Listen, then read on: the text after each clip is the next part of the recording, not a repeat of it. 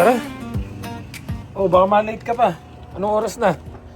Hi guys, good morning. So, hatid lang natin ngayon si Mrs. sa work. Wala akong pasok at wala din pasok yung anak ko. Off natin today. And ang plano namin mamaya nung anak ko is may pupuntahan kaming family doctor. Kasi medyo pahirapan talaga. Kahit nung nasa Abbotsford pa kami, nahirapan kami makahanap ng family doctor.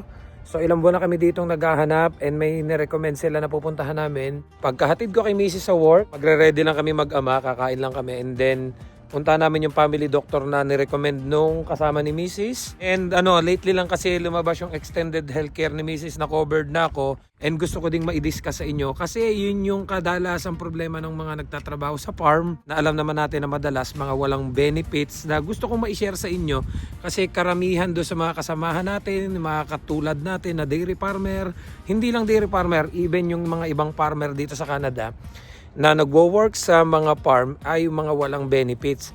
So gusto kong ma-share sa inyo yung discarding ginawa ko. Kaya nagtiis ako nung mga panahong hindi tayo cover ng mga extended healthcare or wala tayong benefits kahit do sa previous na pinagtrabahuhan ko. Yan, so inilabas nga pala namin yung isang sopa namin kasi may nakuha na naman kami yung bagong sopa. So ang dami na naming sopa sa loob. Bawat kwarto may mga kanya-kanyang sopa. Kaya dito ko na lang muna ito nilagay. Ewan ko kung may pipick up pero plano sana naming ayusan to. Wala pa lang time kaya dyan muna namin inilagay. O tara na. Sige. Buti na lang maganda yung garahe namin. So kahit nag-i-snow or yan. So dito ko pinark yung sa akin at yung sa anak ko. Ayan. Dyan namin ipinark. O tara. Ay si Angus at saka si Mickey naglalakad. Medyo maulan ngayon dito guys. Tama. Ganda ng panahon kahit maulan hindi naman kalakasan. At least yung alikabok dito sa farm medyo nabawasan. Malapit lang naman yung work ni Mrs. 7 minutes lang. Ilang minuto na lang 10 minutes na lang nung umalis tayo. Yun ang kagandahan dito nung nakakuha sila dito ng full time job, kalimitan yung mga work nila malalapit lang. Yung anak ko 5 minutes lang, si Mrs. 7 minutes lang. And wala naman masyado traffic dito. Nagkakataon lang minsan pagbabaan nung mga galing sa ferry, nakakasabay namin kasi malapit lang kami guys dito sa Swartz Bay. Napakarami ng sasakyan galing dun sa ferry papunta dito sa Victoria. Doon lang kami naabot ng medyo hindi naman totally traffic. As in, marami lang kasabayan na sasakyan. Unlike nung solong-solo mo yung biyahe dun sa kalsada. Yung mag-asawa ngayon na naka-duty. Kasi wala ako. Pero kung nagsabi siya na baka gusto kong pumasok, papasukan ko yun. Kasi, dati naman akong gagawin Tsaka hapon naman, hapon naman pwede akong gumala. Diba? Kahit half day, papasukan ko yun. Ganun din naman. Pagising ko sa umaga, gusto ko din may ginagawa. And then pagdating ng tanghali, nakakatulog. Lalo na kung may pasok kayo ni Totoy, ang gagawin ko, pasok na lang ako. Sayang din, mas malaki pa yung sahod.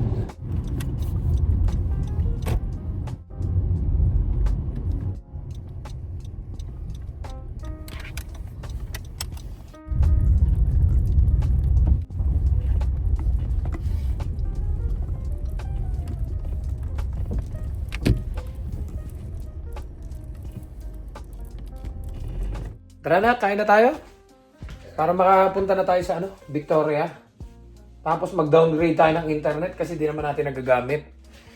Yan guys, so kakain lang kami. Kababalik ko lang galing sa paghatid kay Mrs. And then, sineset up ko tong ating mga camera kasi may mga gamit ako ditong action cam na hindi na nagagamit. Actually, yung iba na ibenta ko na. Nagbabawas ako kasi nung mga nakaraan nga, madalang tayo makagawa ng vlog. So, binenta ko na yung ilang GoPro ko. Nabenta naman kagad.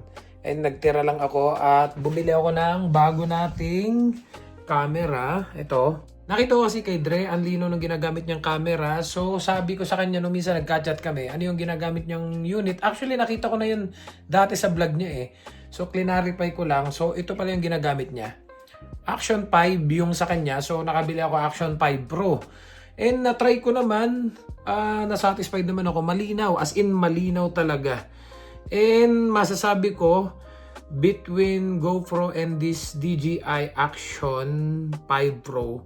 For me I've been a user ng GoPro for so many years. Yun talagang ginagamit natin sa vlog, even dun sa car. Nagkaroon na rin ako ng Insta360 na X3. Binenta ko na rin.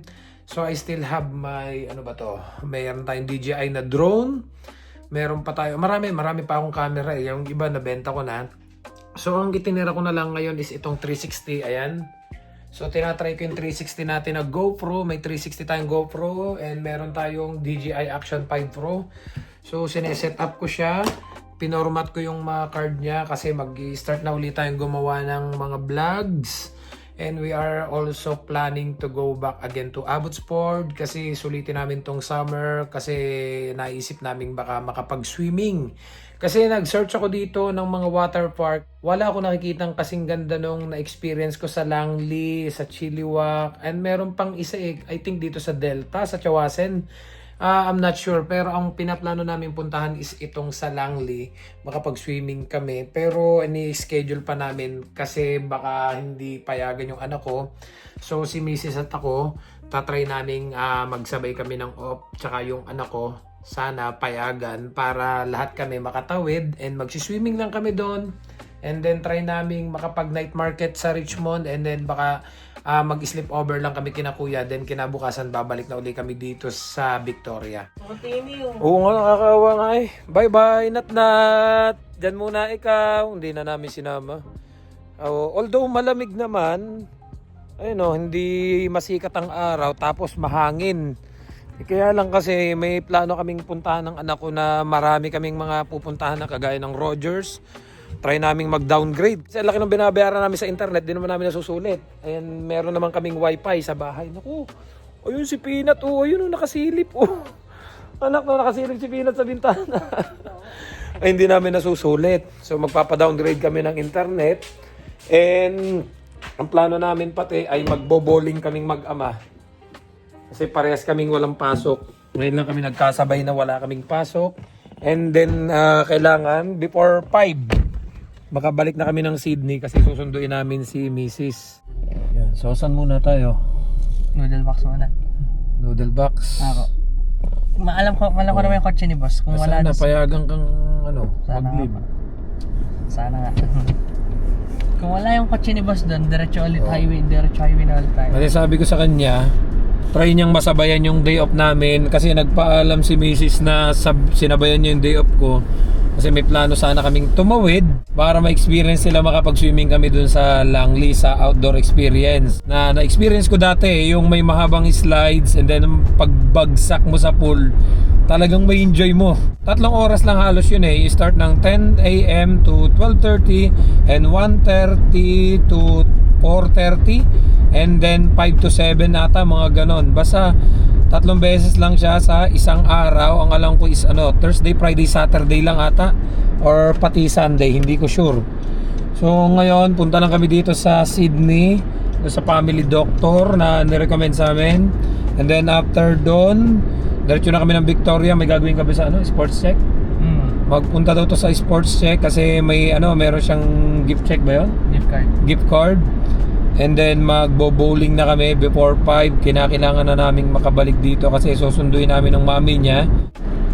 So i-drain up ko muna yung anak ko dito sa work niya para magpaalam doon sa boss niya. Na sabi ko kasi pinayagan na siya. Kaya nga lang 1 day lang. Sabi ko anak 2 days muna para doon na tayo matutulog sa Abbotsford kina kuya. Kasi ang plano namin after naming makapag-swimming, makapag night market na rin kami doon sa Richmond. Syempre kung gagabihin kami ayaw namin na nagmamadali. Doon na kami matutulog kina kuya. Try mo na lang bukas magpaalam. Wala kasi yung boss niya dito. Busy din pati, ang daming customer. Sabi ko bukas na lang siya magpaalam. Kasi sayang yung mga activities ngayong summer. Ngayon lang yan, yung mga ganyang swimming. Ilang months pa magtatag-ulan na ulit. Dito pa naman sa Vancouver, puro ulan dito. Hindi ko alam. Pero sabi nila, hindi naman daw dito nag-i-snow sa island. Pero nakita ko yung mga videos nila, boss dati. Grabe, kapal ng snow diyan Binalot ng snow yung farm. may enjoy nyo kasi talagang as in puting-puti yung buong farm. Kaya nga lang, wala na masyado activities. Kahit yung fishing, wala na rin masyado kasi malamig. Yan, so, uy, naambon ah. Dumaan muna kami dito sa, sa doktor. Sana may, may available pa silang family doctor. Kasi ilang buwan na rin kami naghahanap, pahirapan talaga. Yun ang mahirap dito sa Canada, makahanap ng family doctor. A few moments later. Diba? Ayos sa'yo, pahirapan talaga ang family doctor dito. Sila naghahanap ng Oo. So wala daw silang available, pero may binigay sila sa amin na try naming mag-register dito para silang kokontak sa atin. If ever may family doctor na. Tatawagan natin sila, then silang kokontak sa atin kung sa may pinakamalapit sa area na available na family doctor. Oh, yun. Wala ang hirap talaga. Kaya, ewan ko. Nasabi ko na to dati. Yung isa yung pinakang talagang para sa akin na hindi maganda dito sa BC, which is even before, kahit yung mga citizen, yung mga permanent residents na matatagal na dito nakakilala ko, lagi naman nila sinasabi, Purge, yun ang problema dito. Ang hirap makahanap ng family doctor. Yung iba taon ng binibilang, nasa waiting list. Yung mga kasama ko nga, taga Abbotsford, Vancouver pa yung family doctor nila. Can you imagine, napakalayo. 1 oras pa ang babiyahin mo para lang sa family doctor. So, ewan ko, pero wala iba-iba tayo ng pananaw kasi nung nasa Taiwan nga kami, sabi ko nga po sa inyo, napakadali doon. You don't need an appointment. Oo, kailangan ng appointment, pero kadalasan yung mga hospital, yung mga clinic na pinupuntahan namin is talagang nag-walk-in na lang kami, hindi na kailangan pumila, and napakaganda. Napakaganda talaga na experience namin when it comes to healthcare ng Taiwan. Pero pagdating dito, marami na akong kakilala, kasama, mga kaibigan, katrabaho, na pagdating sa doktor at pagdating sa usaping medical, may na-aksidente, may na-injection na ng mga panturok sa manok at kung ano-ano pa. Pero pagdating nila, umaga sila pumunta, madaling araw na sila na check up. Talaga namang marami na akong kakilala na may ganyang experience dito sa Canada na yun yung problema. Yung pagdating sa pila, napakahaba, and then yung pahirapan silang makahanap din ng family doctor. May mga estudyante. Minsan ba, pagka may nakikita mga estudyante dito, halimbawa pagka nakapunta sa Starbucks, so kaya may mga estudyante sa may mga estudyante na order sa noodle box. Nakamiss na mag-estudyante. Oo, napil ko yan. Napipil ko yan na napipil mo kasi pinagdaanan ko yan. Nung time na lahat ng kaklase ko nung high school, nagdiretso sila ng college. Alam mo yung feeling ko na pag-iwanan ako. Alam mo yung nagtatrabaho na ako as delivery boy ng tubig. Tapos yung mga kaklase ko, dumiretso sila sa college sa Inverga. And then dadaanan nila ako na, uy pre, tara, pasyal tayo, kagaya ng dati. Pero syempre para sa akin, iba na kasi may mga kaklase na silang iba. Samantalang ako nagtatrabaho. Minsan sinama nila ako, parang di na ako makarelate kasi may mga kaibigan na silang iba, may mga kaklase na silang iba. Hanggang sa nung tumagal, parang pag ini-invite nila ako, di na ako nasama. Kasi kinakailangan kong kumita ng pera Pero doon ko na-realize nung medyo nagkakaedad na tayo, sabi ko, hindi pala porket sila tuloy-tuloy, hindi pala porket sila yung nauna at ako yung nahuli, hanggang doon na lang ako. Kasi hindi naman sa may mga kakilala ako, may mga kabatch ako, may mga kaklase din ako dati, na alam mo yung tuloy-tuloy yung pag-aaral nila, hindi kagaya ko na tumigil ako. Pero yung iba nakikita ko, yung buhay nila, hindi ko naman sa inaangat yung sarili ko. Pero parang alam mo yung hanggang doon na lang yung yung narating nila. Parang kontento na sila sa ganun. May mga ilan pa nga akong kakilala na yung iba nakagraduate, maganda yung pinag-aralan, pero sa akin pa nagtatanong, pre, paano ba makapunta dyan? Ang hirap ng buhay dito. Ito ako, ganito ganyan yung trabaho ko lang, magkano lang kinikita. Parang naiisip ko nun, parang mas maswerte pa rin ako, mas mapalad pa rin ako kumpara sa naging sitwasyon nila. Kaya dun ko na-realize, anak, na pala yan, ang buhay ay hindi karera. Minsan yung akala mo na iba, nagtuloy-tuloy sa pag-aaral na pag-iwanan ka, pero imaginein mo, yung mga yon nag-aaral, pero kadalasan sa mga nangyayari ngayon sa Pilipinas, pagka-graduate nila, ang tinatarget nila abroad din. Kasi nga, mas maraming opportunity, mas malaki salary. Tamo naman yung iba, ang tagal na sa Pilipinas, yung sahod nila na isang buwan, sahod mo lang dito ng minsan 2 linggo lang or 1 linggo lang, 'di ba? Tsaka 'di ba na-realize mo nitong mga nakaraan nung nakakaipon ka na. Kaya alam nyo ba guys, yung anak ko, sobrang proud ako diyan. Kasi yung sasakyan ko dati, yung kotse kong dinadrive, nabayaran na niya sa akin. Baka akala kasi ninyo binigay ko lang yun sa kanya. Hindi, pinaghirapan niya yun. I-challenge ko siya kasi sabi ko, ayokong iisipin ng iba na ikaw lahat ng bagay na meron ka nakukuha mo lang ng madali dahil binibigay ko. So i-challenge ko siya nung minsan na bayaran niya yung sasakyan para masabi naman na may napundar na siya. Kasi alam nyo, minsan dumarating tong batang to sa point na hindi niya na-appreciate yung mga bagay kasi madali niyang nakuha. So na-experience din niya kagaya nung sabi mo, 'di ba? Sa kanila, sa trabaho niyo, sino yung mga may sasakyan lang? Ako at si boss lang. Oh, siya lang ang may sasakyan at saka yung boss niya. Yung mga katrabaho mo, Kadalasan kasi yung mga katrabaho ko, naka-bike. nakabisikleta. O kaya naka-scooter, o kaya nakikisakay sa mga kaibigan nilang may kotse. Oh. Paano kapag naulan? Yun, tinatago nila yung bike nila sa loob ng noodle box. Oh, 'di ba? Gaya ngayon, naulan ngayon, di ba? Baka ang instinct nila, itago muna, i-park muna nila yung Oh, bike yan, naulan nila. ngayon. Di iwanan muna nila yung bike nila doon. Oo. Paano sila makakauwi? Go-commute. Mag-chat ng kaibigan nilang Chat ng kaibigan na pwedeng mapakisuyuan, 'di ba? Oo. Ang hirap. Nasabi ko sa iyo, anak, mapalad ka. Maswerte ka kasi yung paghihirap ni Daddy dito para pagdating ninyo areglado na lahat. Tayo, dumating kayo dito, areglado na lahat. May sasakyan na tayo. Oh, ipinasa ko na kagad yung sasakyan sa iyo, tapos may bumili ako ng sarili kong sasakyan para tig-isa tayo, 'di ba? And natutuwa naman ako kasi ikaw kagad nakapasa ka kagad. So legal ka na kagad makapag-drive. Kaya natutuwa ako, ang bilis mong naka-adapt dito. Pero yun nung minsan, nagulat ako dito sa batang to. Ang bilis nakaipon. Nung minsan nag-withdraw kasi nga dito siya makapaniwala na ang dami na kagad niyang pera. Tapos alam niyo yung pinipil niyang maigi na, Daddy, hindi ko alam na makakaipon kagad ako dito ng ganung kabilis. Kasi nga nung nasa Pilipinas, bago mo kitain yung ganung kalaking halaga, talagang taon ang bibilangin mo, di ba? Hindi ko na sabihin kung magkano yung amount, pero na-fully paid na kagad niya sa akin yung sasakyan. So ginawa ko yon para ma-challenge siya. Sabi ko sa kanya, para pag tinitingnan mo yung savings mo, saan napunta yung perang pinaghirapan mo? So ayan, yan sasakyan mo, iingatan mo yan kasi pinaghirapan mo yan. Kung hindi mo yan pinaghirapan, baliwala sa'yo kung magasgas, kung masira, parang hindi mo iingatan.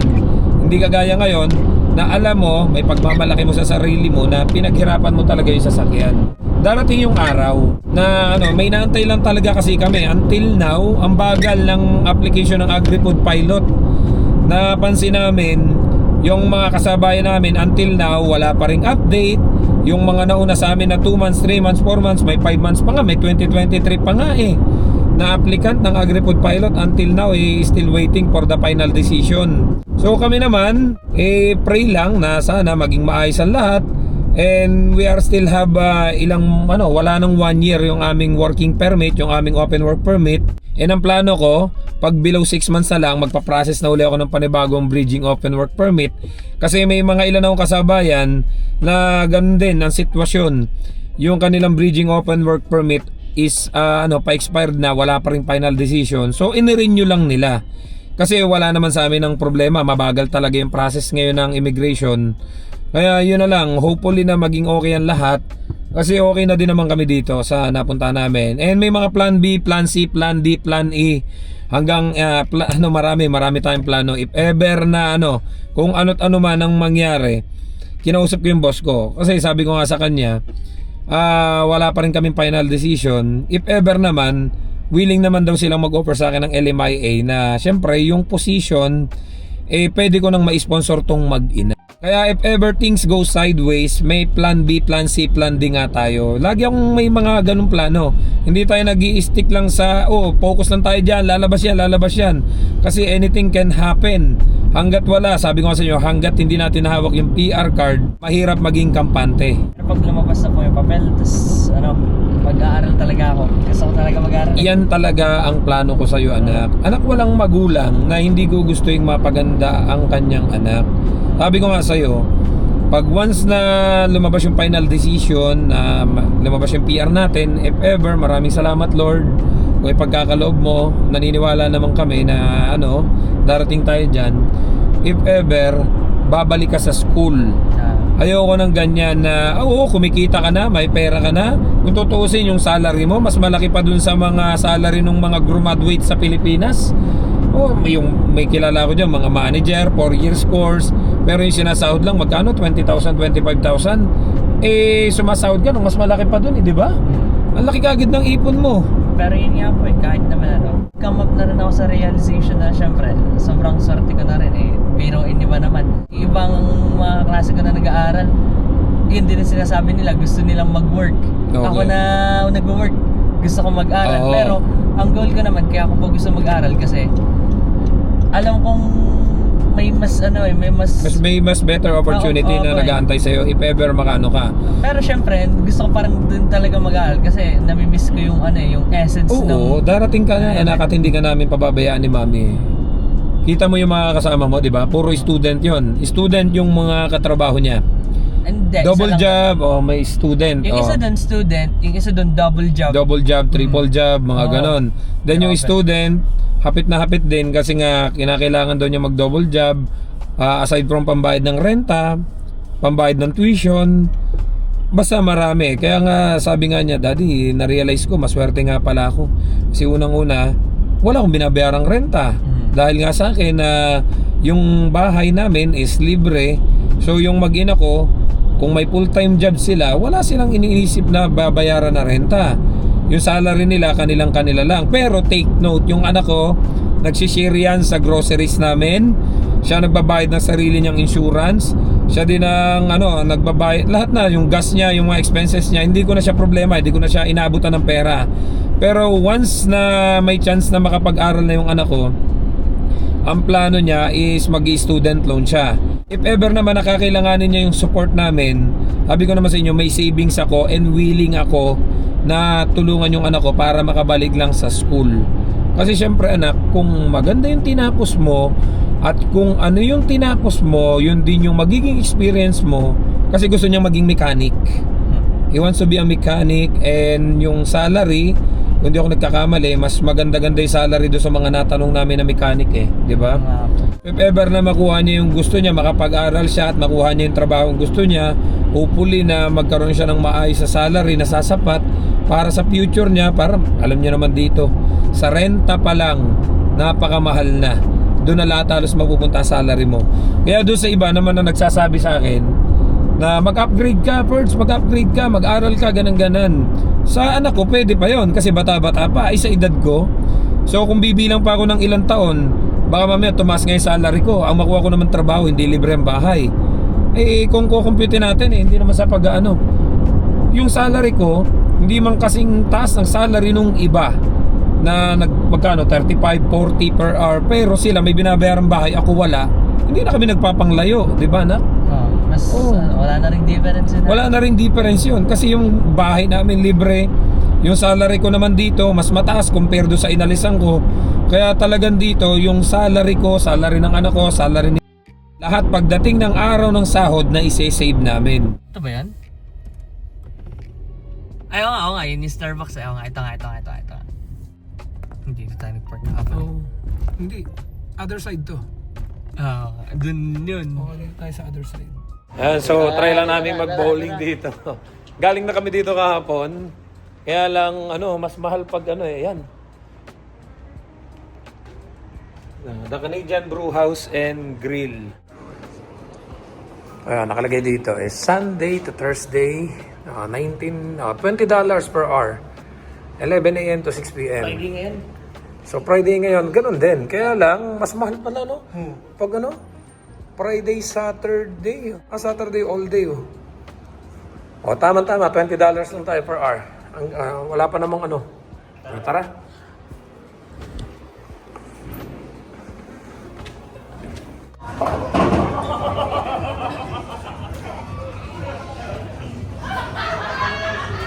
Yun guys, so hindi kami natuloy kasi kinakailangan pa pala ng appointment dun sa So punta na lang kami sa Mayfair Mall. Or ano, paghanap na lang kami ng ibang pwedeng paglibangan. Then ano, daan na rin kami sa Rogers para mag-downgrade ng aming internet. Ayan, ba't yan? Ayun na, H-Mart. Diyan na tayo mag-park, then lakad na lang tayo paikot dun, ha? Sige. Puno! Daan tao. Dito yung may sumabit na ano. Nabangga ano dito yun eh. Nakaparada lang binangga. Yun ang nakakat... Ayun, may parking dun. Hindi na ano yun, paalis na yun sa park niya, bigla na pa ano, imbes na brake, gas ang naapakan niya. Ayun. Yun. Yan. Merienda na lang tayo dito. And then, ano, oh, dyan na sa Rogers dyan. Tsaka punta tayo sa Sports Check.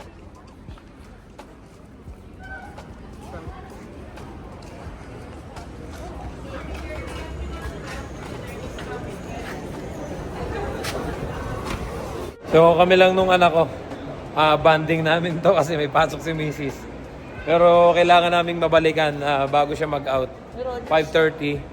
And then, pagsundo namin, bili lang kami ng pagkain.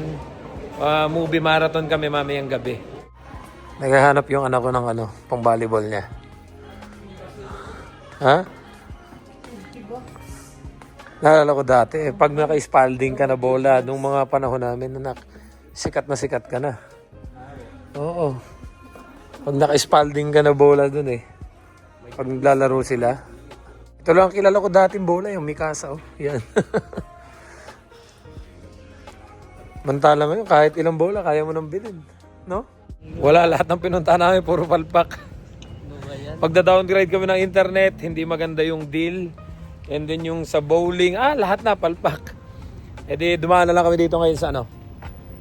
Chicken 649. Ang kwento daw nito, base kay Francis, tumama daw ng loto sa 649 yung may-ari nito na taga-Korea. Ang sarap ng chicken dito guys, kaya binabalik-balikan namin. Tara na.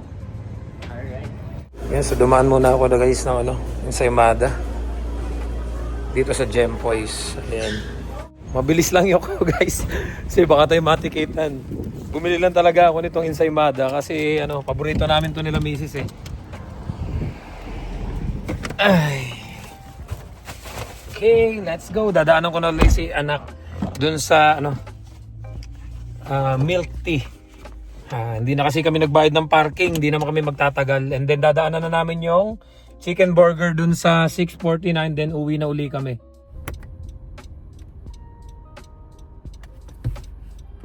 Yeah, so nakabili kami ng mga milk tea. Ito kasi yung namimiss lagi namin, wala kami makuha ng milk tea dito na masarap. Yung simputang naman dito sa Victoria, Diyos ko, walang kalasa-lasa. And saka tong Ensaymada ng Gempoy, grabe, the best to. Tikman nyo. Sa mga kababayan natin na pupunta dito sa Victoria, huwag nyong palagpasin.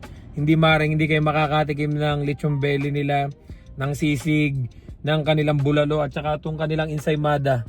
Diyan sa Gempoy, the best. Yan, so kinuha lang namin itong pinaluto namin dito sa ano, 649 na chicken burger. So food trip lang talaga kami ngayong araw na to. Kasi susundo na kami ngayon kay Mrs. sa Sydney. And then uwi na rin kagad kami, manonood kami ng Netflix. Mayroon kaming series na sinusubaybayan. Actually katatapos lang namin mapanood yung Teach Me a Lesson. At yung Teach You a Lesson ba yun? No, maganda yun. Maganda. Tsaka yung Juvenile Justice gusto din namin panoorin. Kasi yun talaga yung maganda doon sa mga sinusubaybayan namin. May mga nakukuha kaming aral. Bibigyan natin yung peanut. Yan, so dito kami guys natuloy sa ano, Miracle Lane. 30 na lang po parehas. Oo. Both of us 13. Yun, so magbo-bowling lang kami. Ayan. Kasi yung ano ko, nung minsan pa gustong masubukang mag-bowling. 13. Yo, nice. Ay hindi, lakas masyado sa akin. 12 lang. Ano ka lang? I think I'm gonna go with 12 instead. It's quite long. So, ako size 13 talaga ako, malaking pa ako eh. Ikaw 12. 12 nga ako. 13 is okay to me. So, kinakailangan namin mag-rent ng shoes. Ayan. Kasi hindi allowed yung shoes na suot namin doon. Pwede na. Okay. Makakapag-games na tayo. Kasi nung minsan pa niya gusto nitong anak kong mag-bowling eh. Anong size ang kinuha mo shoes? 12. Yes. Yo. Oh, so dito tayo na. To 3 shots. Alright. Okay. It's gonna go all the way until you get to 10.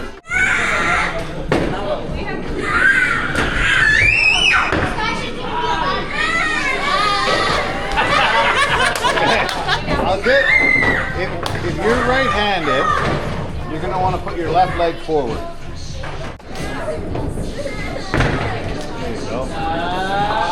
you go. Get back, yeah.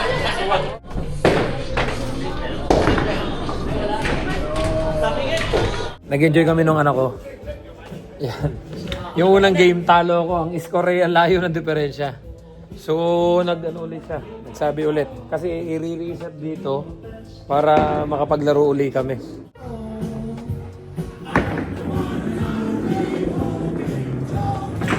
Uy, munti ka na po, munti ka na.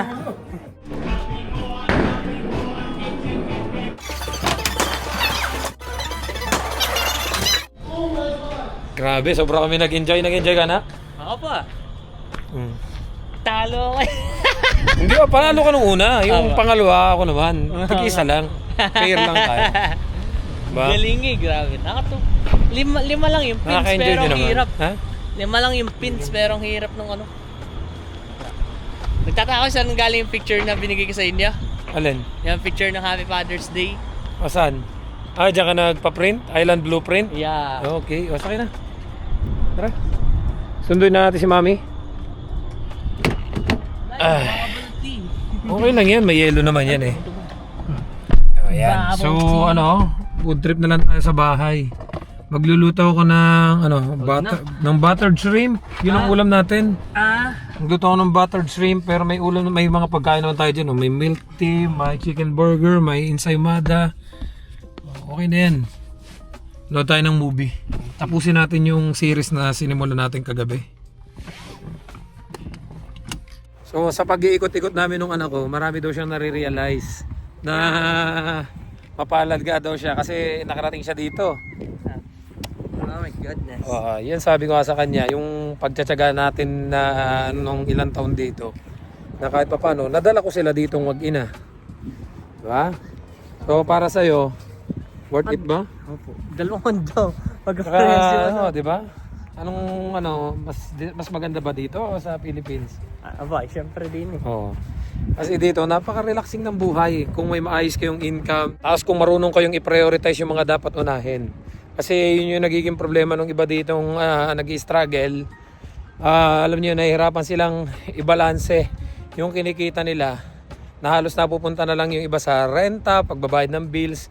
Kaya yung iba hindi nila masyado na-appreciate yung Canada. Yung isang bagay na nakuha na namin, kung paano namin ibabalanse yung income namin at saka doon sa mga bills na mga binabayaran namin.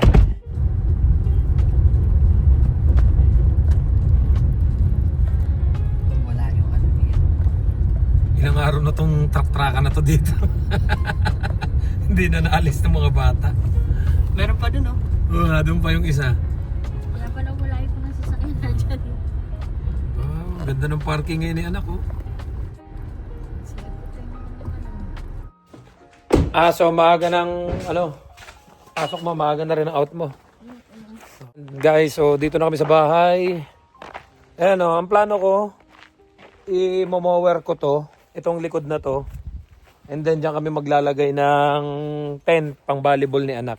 Ayun alawak-lawak pa ng space. Hindi ko lang na-mower nung nakaraan kasi nga medyo busy pa. Pero tsinaga ko yan yung part na yun hanggang doon. Ang lawak pa nito. Pwede kaming dito. Mag-tennis. Marami kang pwedeng gawin dito sa likod. Ayun, nalawak pa. Hanggang dito pa. Tinatamad lang akong ayusin pa. Manonood muna kami ng movie. May sasalubong na sa'yo dyan, oh. Excited na yan. Ayan na! Ayun, oh. Salubong siya, oh. Ay, Pinat! Oy! Kukuha ng toys yun. Ayan na, ang toys, dala-dala. Guys, we are camera. Saan, toys? Mas malaki pa sa'yo. Oo, nanginginig yun. Uy, nga, tuwan-tuwa eh. Excited na excited eh. Ayan ang toys.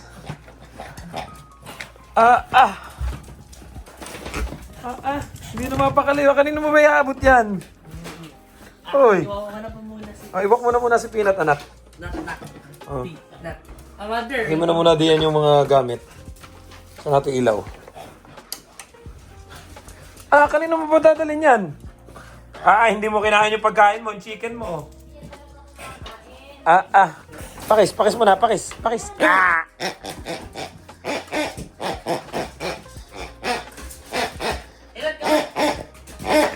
Oh. Come on. Bili, wawa ka doon ni Kuya. Come on. Peanut, come here. Wawa ka doon ni Kuya. Come on. Oy, come here. Yeah, so guys, hanggang dito na lang muna yung vlog natin at kami magpapahinga na, manonood pa kami ng Netflix. Sa ngayon, iwawalk lang muna nung ko si Peanut. Kasi ilang oras naming iniwanan.